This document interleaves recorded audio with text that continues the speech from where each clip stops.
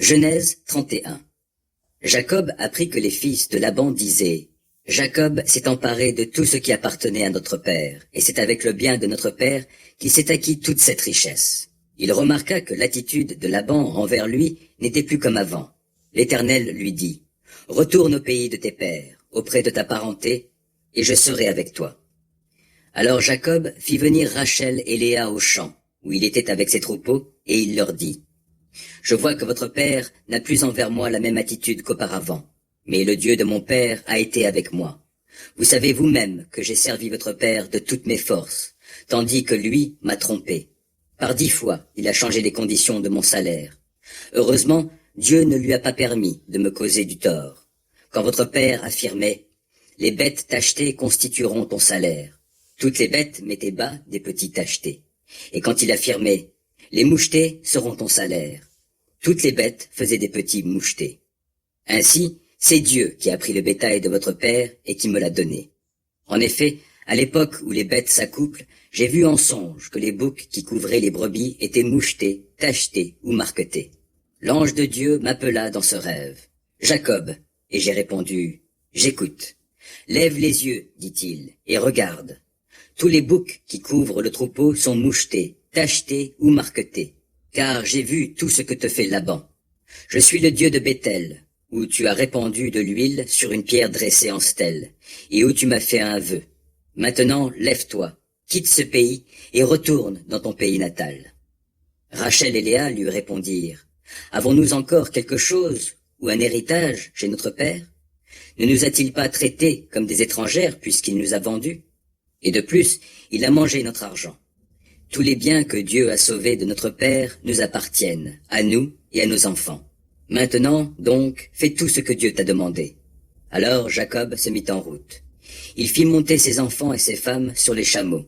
Il emmena tout son bétail et tous les biens qu'il avait acquis, en particulier le cheptel qu'il avait amassé pendant son séjour à Padan Aram, pour rentrer chez son père Isaac, au pays de Canaan. Quant à Laban, il était parti tondre ses moutons. En partant, Rachel vola les idoles domestiques de son père.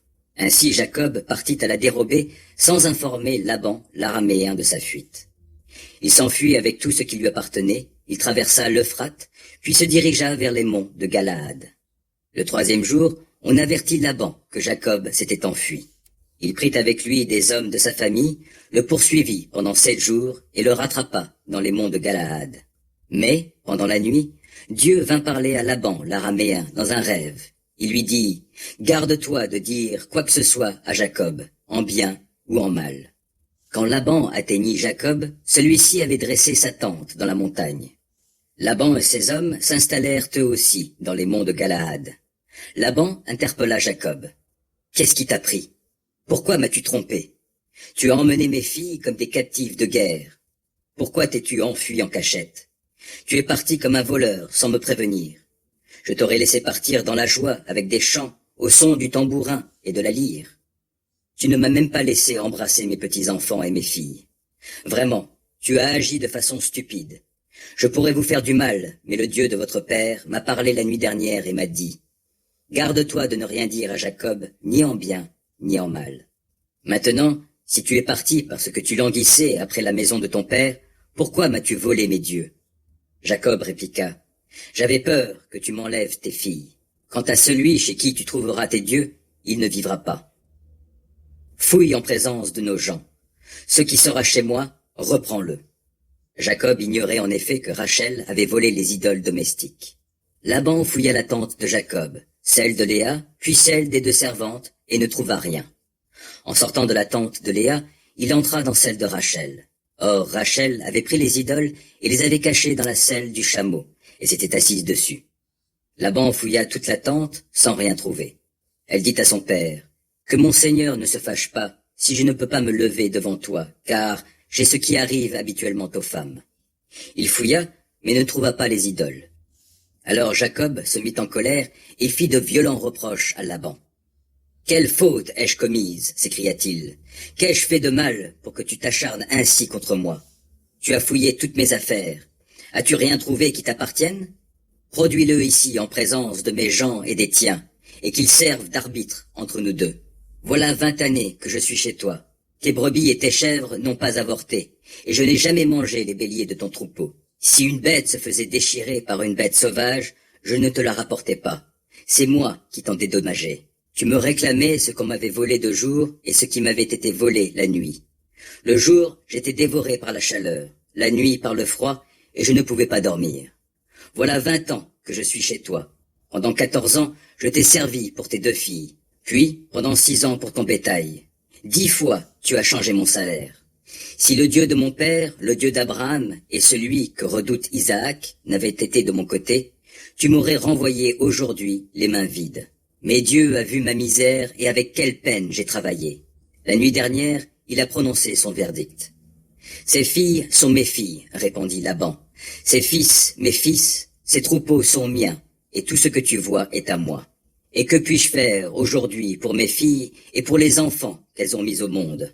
Maintenant donc, viens, concluons une alliance, toi et moi, et laissons ici un signe qui nous serve de témoin à tous deux. Alors Jacob prit une pierre et l'érigea en stèle. Puis il dit aux siens, ramassez des pierres.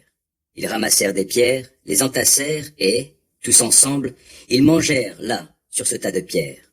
Laban le nomma Yegar Sahadouta, le tas de pierres du témoignage, et Jacob l'appela Galed, le tas de pierres témoin. Laban déclara, ce tas de pierres sert aujourd'hui de témoin entre toi et moi. C'est pourquoi on le nomma Galed. On l'appelle aussi Mitzpah, le lieu du guet, car Laban avait dit encore, que l'Éternel fasse le guet entre nous deux quand nous nous serons perdus de vue l'un et l'autre. Si tu maltraites mes filles et si tu prends d'autres femmes en plus d'elles, ce n'est pas un homme qui nous servira d'arbitre, prends-y garde.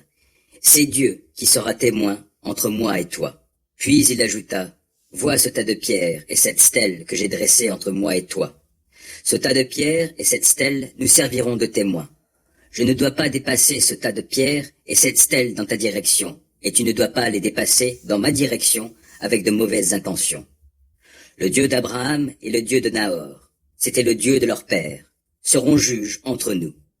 Jacob prêta serment par le Dieu que redoutait son père Isaac.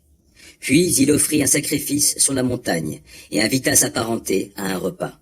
Ils mangèrent ensemble et passèrent la nuit sur la montagne.